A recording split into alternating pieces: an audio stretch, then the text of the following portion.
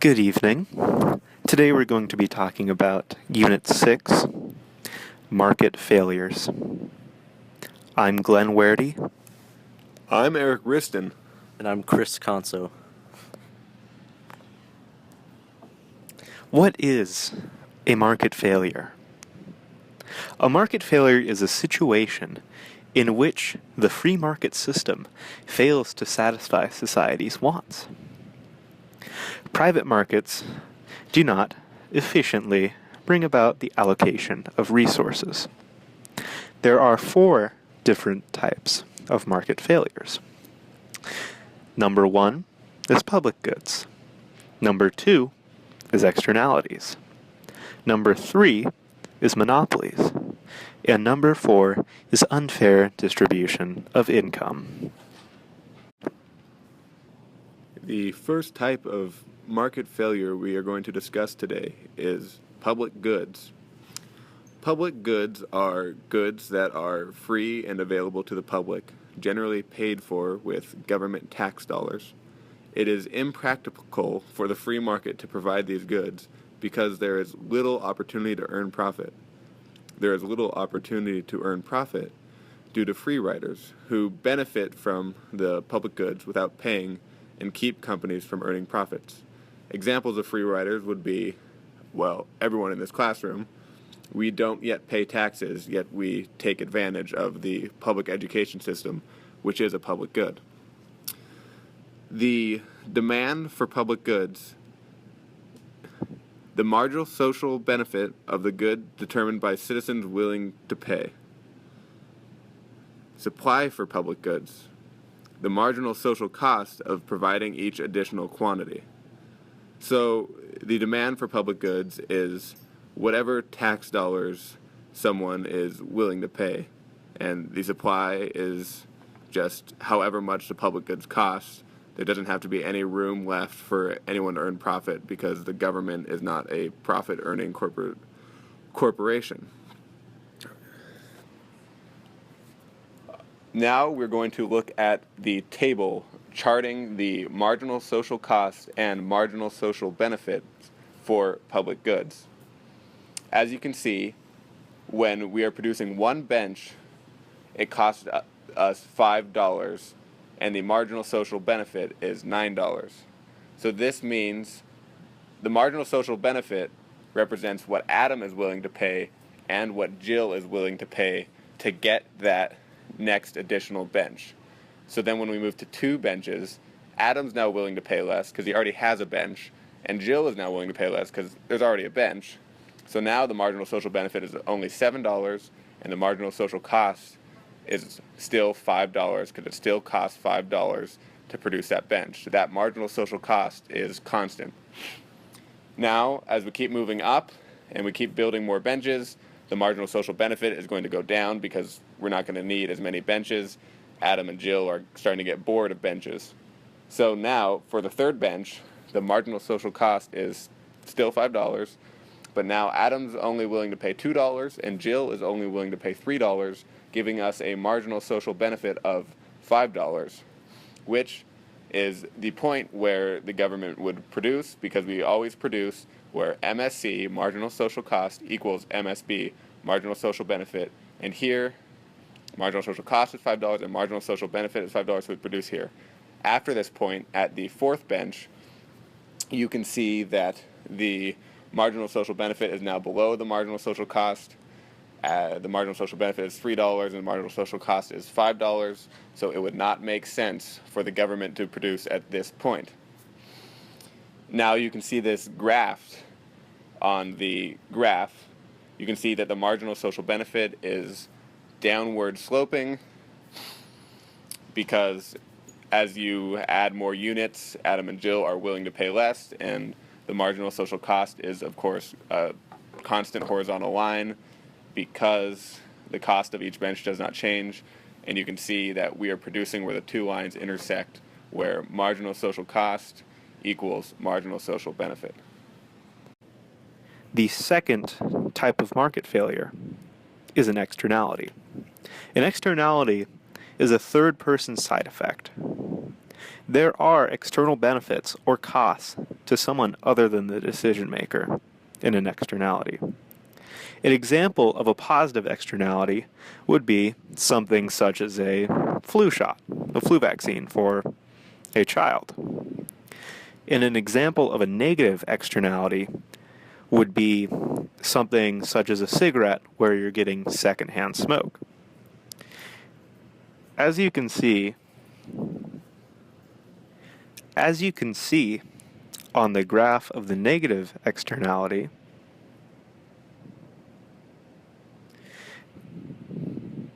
demand is downward sloping because demand equals marginal social benefit. And the marginal social benefit is decreasing as the number of cigarettes sold increases. The two upward sloping curves are supply. One of them, the lower one, is marginal personal cost or marginal private cost. This is the cost that the consumer is making when they choose to purchase or use this product.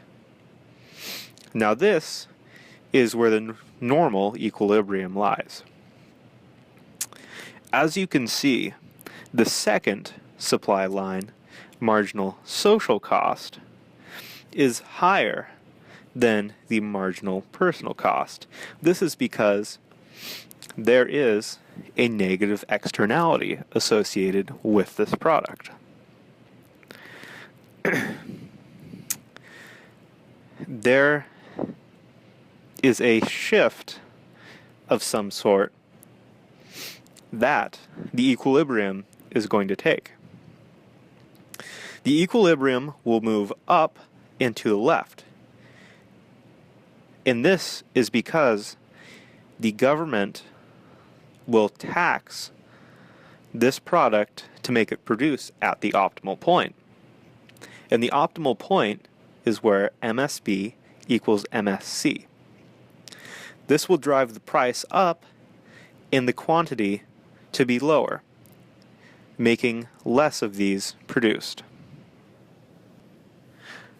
On the next graph, we have the market for flu vaccines. Now, as you can see, on this graph, there are two downward sloping demand curves. These are marginal private benefit and marginal social benefit. The upward sloping supply curve is marginal social cost. Now on this one, there is going to be an upward shift on the demand line.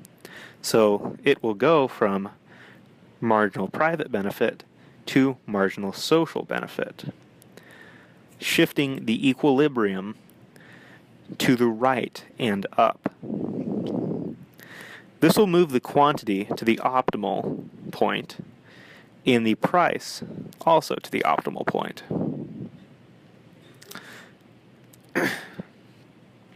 Thus, they're producing more and it is more expensive. Now, the government will subsidize to produce this product at its optimal point because it has a positive external benefit. In this case, for the flu vaccine, it means that your child does not get sick, and as a result, other children may also not get sick.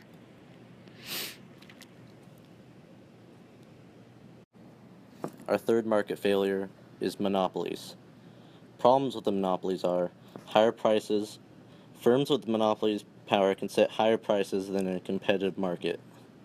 They can allocate inefficiency. A monopoly is allocatively efficient because in monopoly the price is greater than the MC. In a competitive market, the price would be lower and more consumers would benefit. Productive inefficiency. A monopoly is productively inefficient because output does not occur at the lower point in the AC curve. X inefficiency. It argues that that a monopoly has less incentive to cut costs because it does not face a competition from firms, therefore the AC curve is higher than it should be. Supernormal profit. A monopolist makes supernormal profit, leading to unequal distribution of income. Higher prices to suppliers. A monopoly makes use its market power and pays lower prices to suppliers. Example, supermarkets have been criticized for paying lower prices to farmers. Lack of incentives. A monopoly faces a lack of competition, and therefore it may have less incentive to work at a productive innovation and develop better products. A monopolist will seek to maximize profit by setting output where MR equals MC. This will be an output of QM and price PM. If the market has competition, the price would be lower and the output would be higher. As we could see on the graph, the market price changed by the monopolistic competitive firm is equal to the point of the demand curve where MR equals MC. However, if the average total cost is above the market price, then the firm will incur losses, which will equal the average total cost minus the market price multiplied by the quantity produced.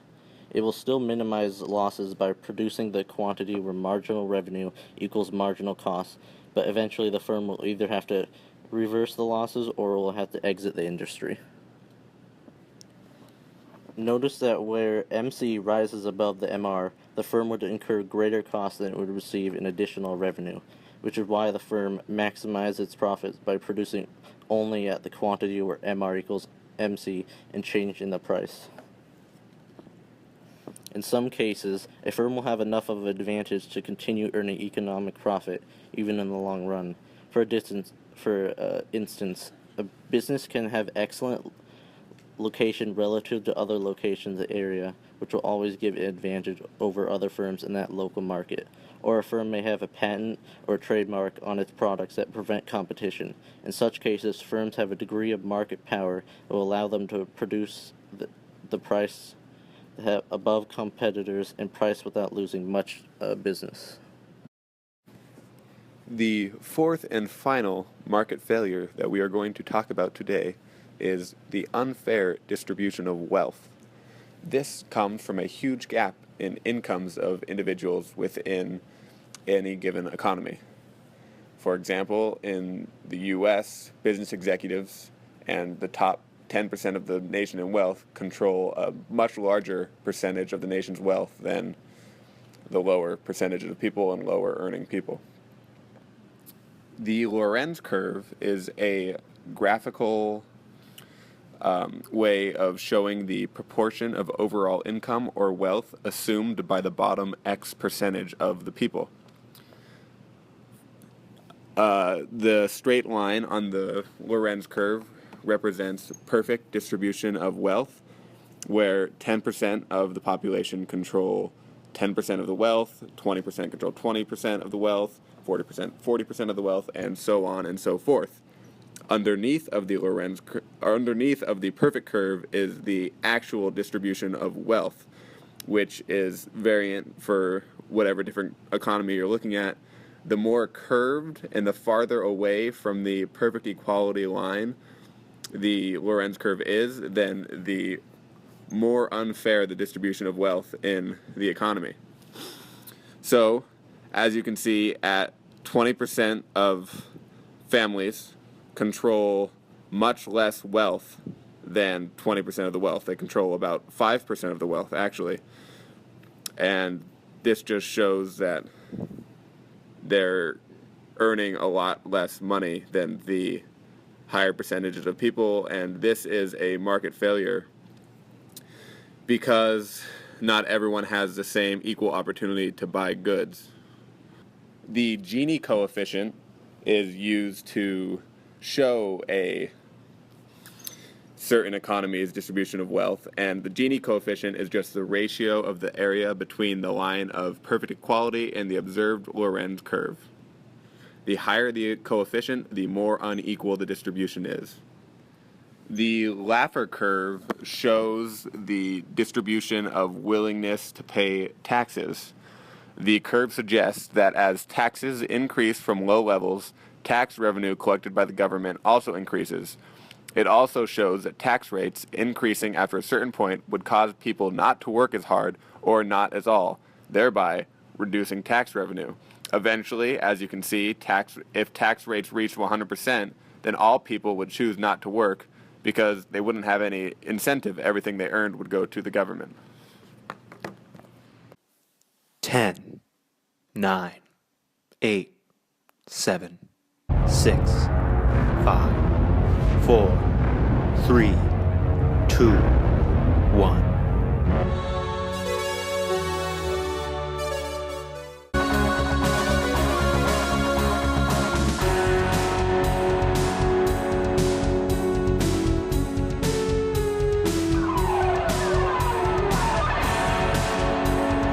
It is possible to provide these goods because there is little opportunity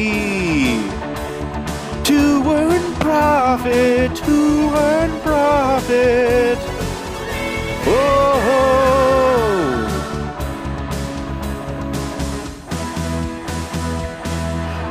These are the public goods. The public goods.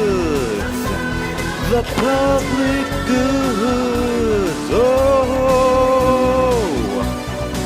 We're at the intergalactic space wrestling show.